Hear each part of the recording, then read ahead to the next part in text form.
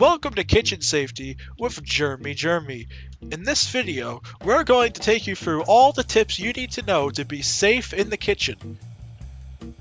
So, one of the first things you always want to do before you start handling food is you want to just wash your hands. Make sure that your hands are clean so that when you go to wash them, or at least when you go to cook with things, your hands aren't covered in dirt and stuff. So, yeah, it's always important to wash your hands just to make sure that you have all the germs gone before handling food, because you don't want to contaminate anything in the food with germs and stuff.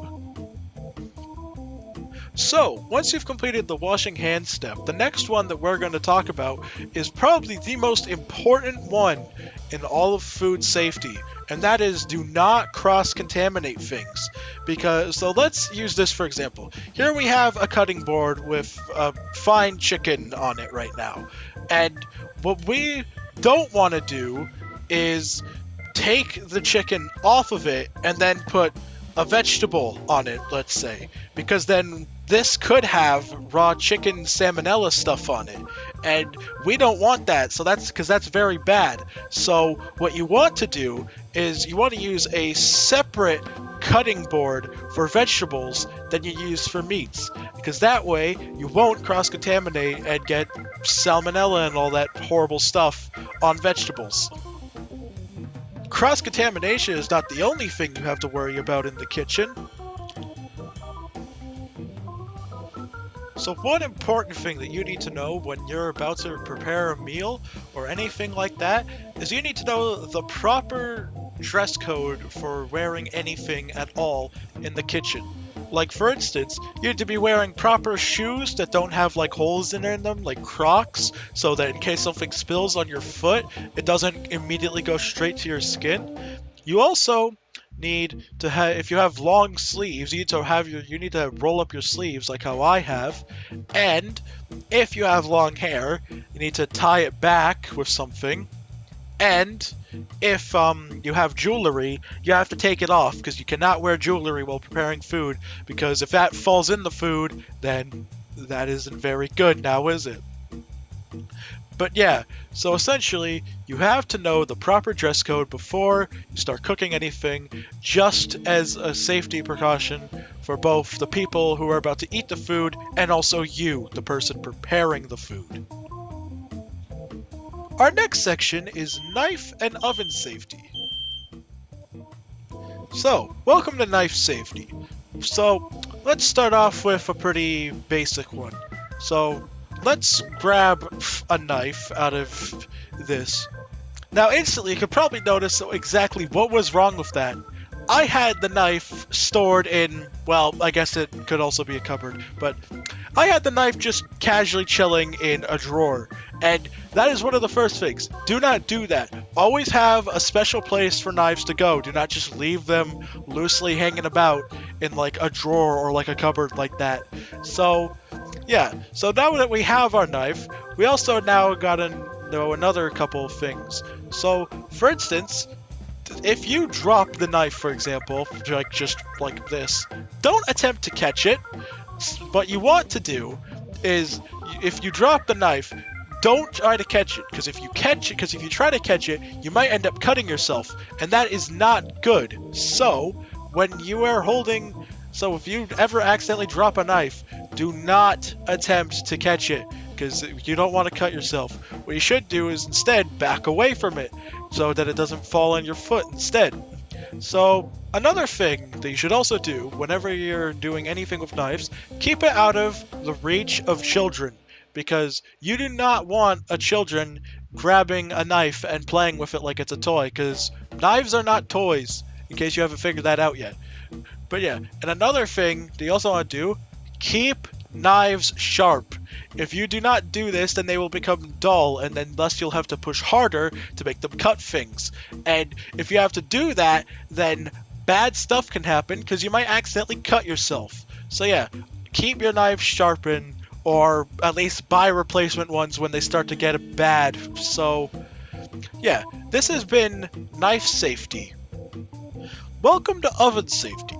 So, here's what we need to do for making sure that our oven is safe so that nothing catches on fire or anything. So make sure there is nothing in the oven. If there is something in the oven and you go to turn it on to preheat it or something, then it could catch on fire. For instance, like a pizza box for some reason, if you're one of the weird people to put pizza boxes in your ovens. And then you also gotta make sure that the oven top is clear of any debris.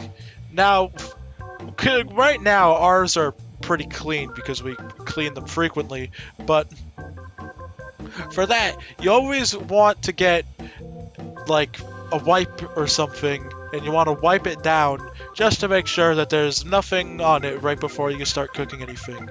Now, here's a little bonus pots and pans safety tip. Whenever you're cooking with like a pot or a pan, turn the handle to the side, because you don't want the handle to be facing out, because then it has a possibility of falling over and spilling everything onto the ground, and that isn't good. So, yeah, this concludes oven safety. Our next section is going to be about fire safety in the kitchen. Welcome to fire safety. As you can see here, we have a fire. Now, I'm going to ask you two questions for two different fires, and the game is essentially fire extinguisher or not. This is a fire that I accidentally created by overcooking a fine chicken. Should I use this fire extinguisher or should I not?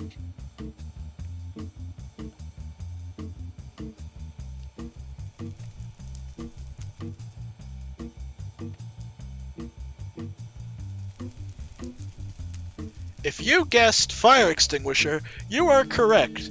This is a fire that is safe to put out with a fire extinguisher.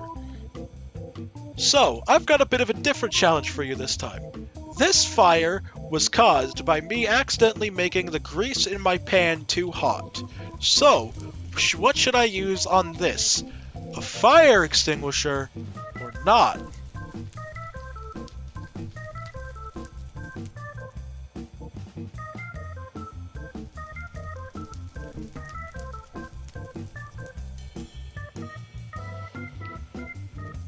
If you guessed not, that is, well, technically correct, because this is a grease fire. What you shouldn't do during a grease fire is pour water on it, as that will make it worse.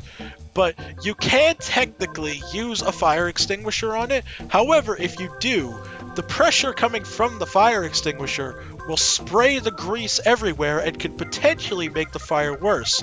So what your best bet is to actually do is to take a pot lid or a cookie sheet and put it over the burning grease fire. And once you've done that, also remember to turn the heat off, because once you've done that, the fire cannot exist anymore, because fires need oxygen to exist. Oxygen and heat, yeah, that combo. And so that will kill the grease fire. So yeah, so don't use a fire extinguisher or water. Definitely don't use water on a grease fire.